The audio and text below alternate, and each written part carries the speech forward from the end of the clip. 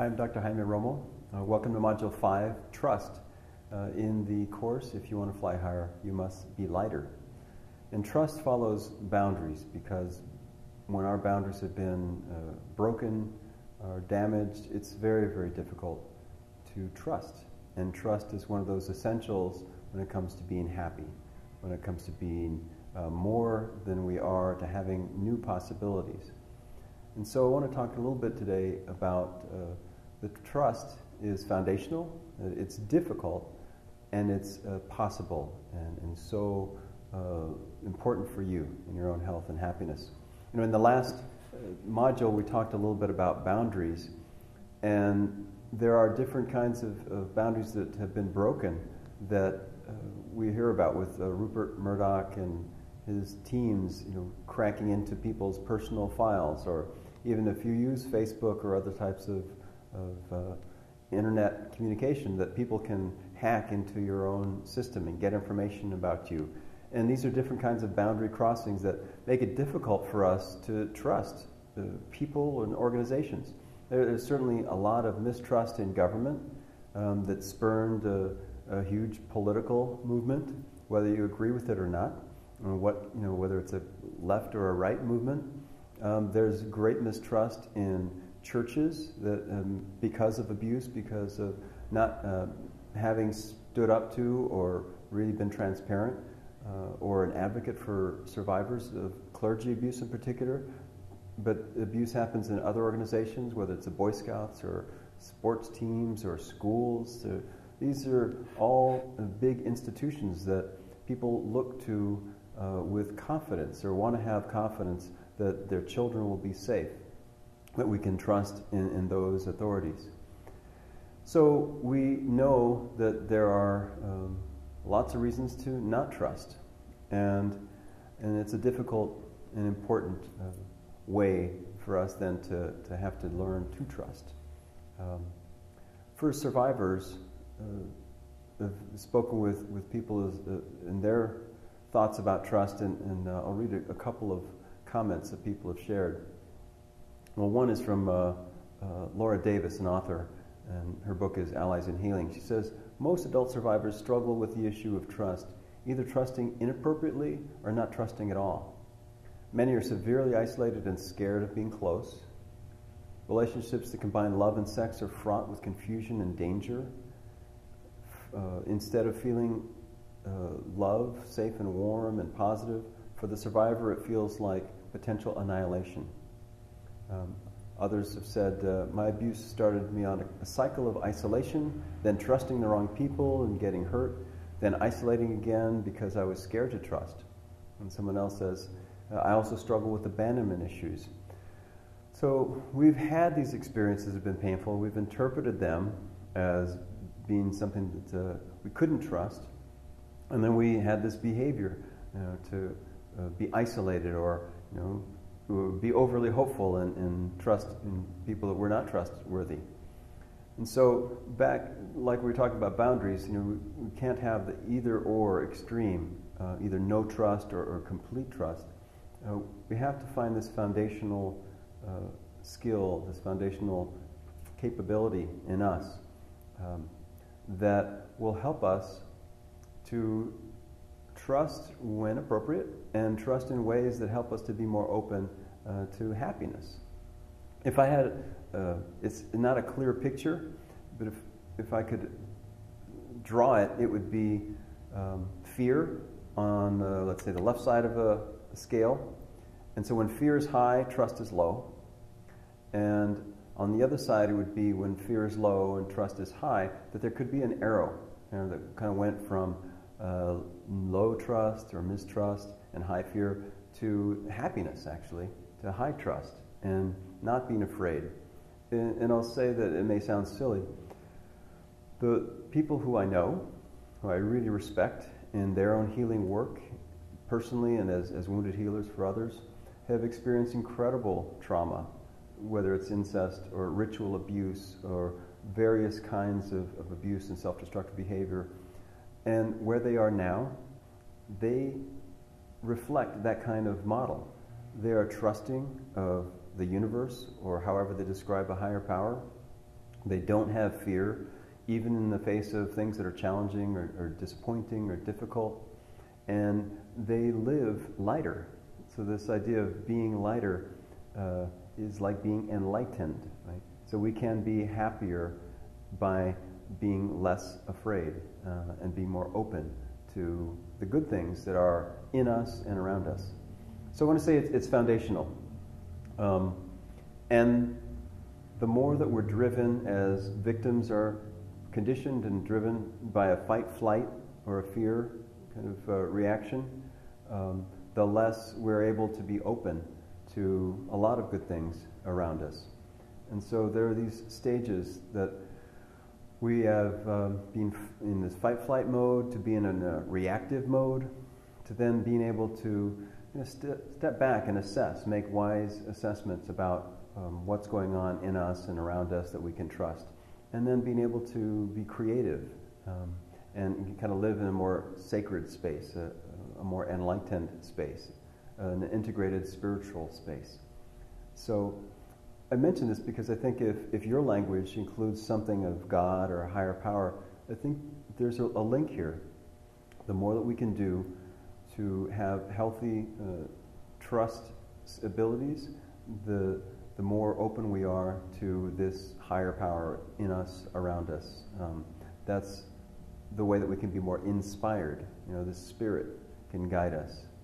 We are more open to what is maybe not what we're familiar with. And then we can have a trust in that kind of new direction for us, a bigger self with a big S. So trust is foundational. Trust is difficult. We talked about the mechanics of core beliefs, that we experience something, then we can interpret it, and then we have an action. Another simple example of that, I remember growing up, I know I did it to other people, but other people did it to me. You punch your sibling on the arm, and then punch him again, and after a while, all you have to do is put your hand up, and the person will flinch. So that flinch reaction is conditioned, right? We're smart. We don't want to get hit again. We want to cover up. And we have that kind of deeper flinch reaction in a lot of ways, that we don't trust, that we withdraw or shut down and don't let other people in. We may feel justified. And that's one of the things about being a victim, and perhaps even in that survivor place. We may feel fully justified to mistrust and say, I've got no reason. I've been so hurt. I can hold this grievance, and I can not trust people for 2 lifetimes.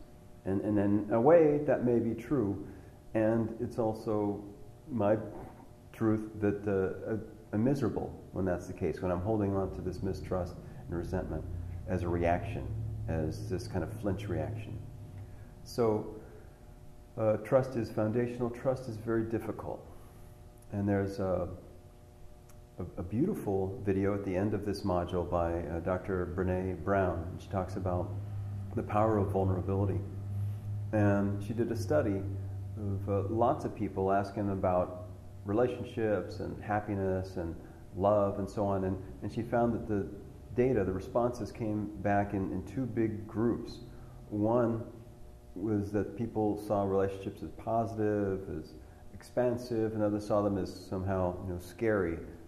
People saw love as something that they wanted, and others saw it as something that would annihilate them, and so on. Very extreme. And what she got to at the core was that when people talked about vulnerability, when everybody is vulnerable, and vulnerability is important to be in a relationship, to deal with life. But when people were loaded up with shame and mistrust, then that vulnerability was overwhelming, was impossible to live with. And when people had a basic sense of vulnerability and trust, that they had a sense of that they were worthy and not unworthy, that they trusted themselves, then they could deal with the difficulties of life, plus be happy. And when people were coming from a place of this reaction of shame or mistrust, then in order to cover that, people often acted out in different ways, and not being good enough, and people being driven then to please others, to dominate others, shop when there's no need to buy, to eat when there's really aren't hungry, to use drugs and alcohol and other things to numb or to feel, more, to have mindless sex, to, do things to feel superior, to make other people feel inferior. Countless activities to cover up this deep shame, this deep mistrust of being vulnerable. And those who were happier were people who believed that they could trust, who believed that they were worthy, and they trusted themselves. And they could deal with the difficult experiences in life, the uncertainty of health or relationships or the economy and on and on. So trust is difficult. Lots of people find it difficult to be open and to allow themselves to feel without being overwhelmed. And so last module we talked about boundaries and how important it is for us to pay attention to ourselves, because that's a way of then containing our own experiences and being able to process this anxiety that we may feel at different times. Trust is foundational. Trust is difficult. So welcome to the work. And trust is totally possible. And beyond possible, it opens the possibilities of being happy. So because we trust, we can be wholehearted. So she talks, Brené Brown again, talks about people who are wholehearted, they have the courage to be imperfect. And that they have the compassion first for themselves and then for other people. And because of that, they are able to connect with others. So they have this trust for themselves, and they have also, she didn't say it, but I'm saying, a sense of self-boundedness that they can connect with others in good ways. So how do we do this? How do we trust when we've been conditioned and we've chosen for so long out of self-protection to not trust? Well, one way I really recommend, if you're not already a client in a therapy relationship, is to explore that, if at all possible. A healthy support group is another way to develop trust, and certainly, healthy relationships. People being in someone's company who wants our good, our well-being, and the value of any of those groups, but particularly a therapist, is that there's someone who's dedicated just to your well-being, who is there for you. And so we don't assume that all therapists are the same, or that every person that you meet will be a good match for you. So if you need to work with a professional, there are some tips that I'll offer to you. And we're looking for somebody who's patient. A lot of people look for patience, someone who's supportive, someone who's a good listener, someone who's gentle. As we're bringing our experience often for the first time to another person, breaking the silence with another person, that can be really, really difficult.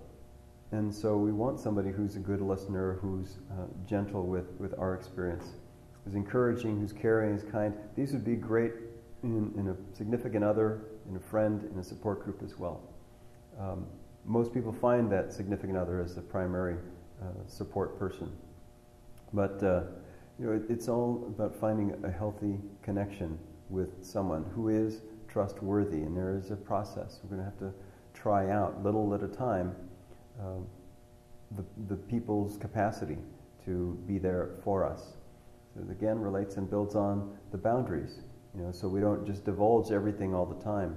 Remember in the early stages of my own recovery, people might call me, they say, "How are you doing?" And I would just blurt out, "Well, I'm dealing with clergy abuse and the diocese and this," and it ruined friendships. I didn't realize how much I was just unloading all this stuff because it was important to me, but they were totally unprepared for it, and probably not able to, even if they wanted to really continue in that conversation.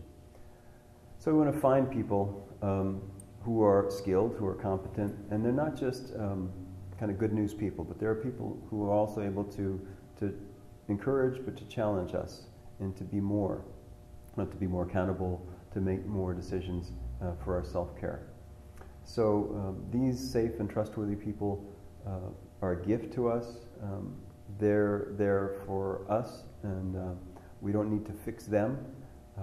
So I encourage you again to chat with others, to work with the workbook, to go through the next steps, and congratulations on finishing this first part of If You Want to Fly Higher, You Must Be Lighter.